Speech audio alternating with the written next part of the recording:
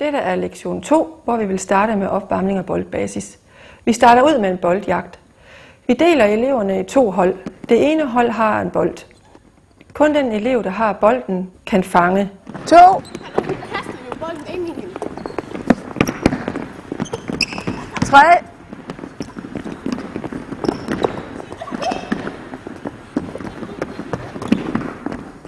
4.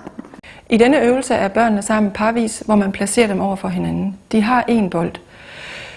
Den ene tager 2 driblinger, tager bolden op i en hånd og skyder den i en blød bue over til kammeraten. Så skal I til at skyde til hinanden. I gør det på den måde, at I står med benene, så det ene ben er lidt foran det andet, godt ned i knæene, fjeder ned i knæene. Så tager I 2 driblinger, hvor I ikke bruger jeres støttehånd. 2 driblinger, tager bolden op på den her måde, ned i knæene, skyder til den anden. Skal vi prøve det? Ja. Godt. Rigtigt.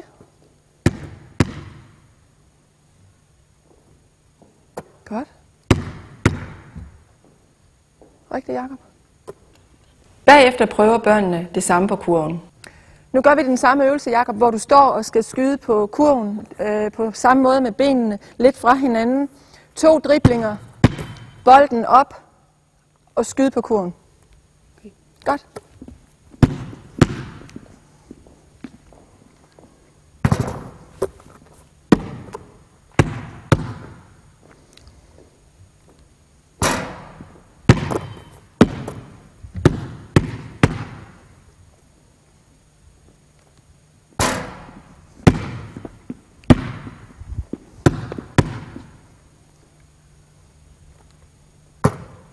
Højre benet drejer rundt, drejer tilbage, og når jeg siger go, så dribler vi igen.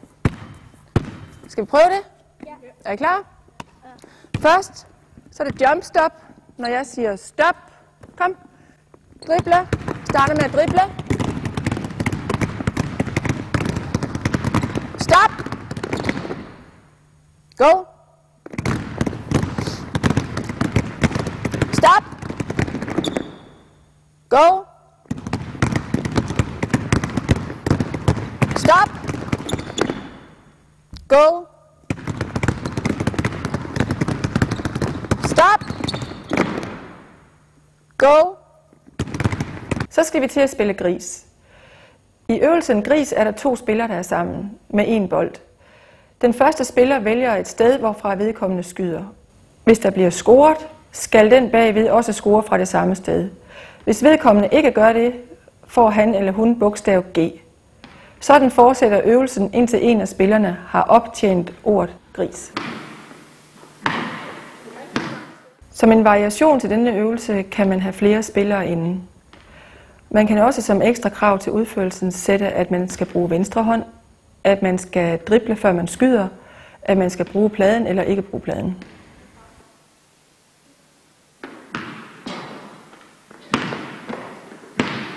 Så går vi over til at spille Easy Basket. Easy Basket kan spilles 3 mod 3, typisk på 1 kurv, eller 4 mod 4 på 2 kurve.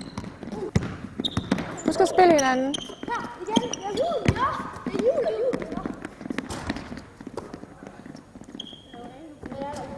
Godt. I Easy Basket bruger vi personlig opdækning. Det er en god idé at lade børnene stå over for hinanden, så de ved, hvem de dækker.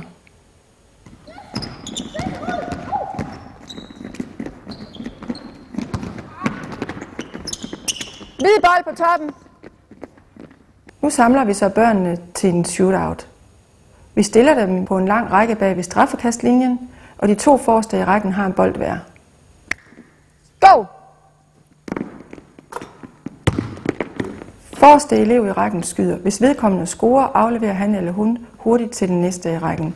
Hvis man ikke scorer, skal vedkommende have fat i bolden og forsøge at score, før den bagved scorer. Lidt længere herud, Martin, tror jeg. Hvis man bliver overhalet af den bagved, er man ude af øvelsen.